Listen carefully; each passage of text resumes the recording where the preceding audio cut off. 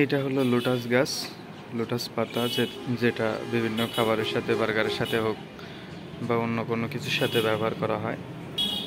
যারা লোটাস পাতা অথবা লোটাস গাছ দেখেন নাই তাদের জন্য ভিডিওটা।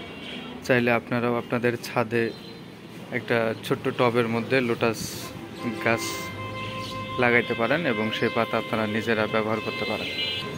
এখানে আরও একটা লোটাস গাছ আছে, এ পাশে আরও একটা আছে। এগুলো থেকে পাতা নেওয়া হয়েছে, সেজন্য গাছটা চিকন মনে হচ্ছে।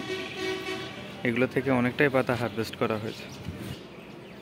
তো চাইলে আপনারা আপনাদের বাসার ছাদে টবে লোটাস গাছ লাগাইতে পারেন এবং সেগুলো নিজেরা ব্যবহার করার উদ্দেশ্যে। এটা কমার্শিয়ালি না, এটা নিজেদের শৌখিনতা এবং নিজেদের খাওয়ার জন্য কেউ যদি করতে চায় সেক্ষেত্রে করতে পারে। এটা দিয়ে কিন্তু আপনি ব্যবসা করতে পারবেন না।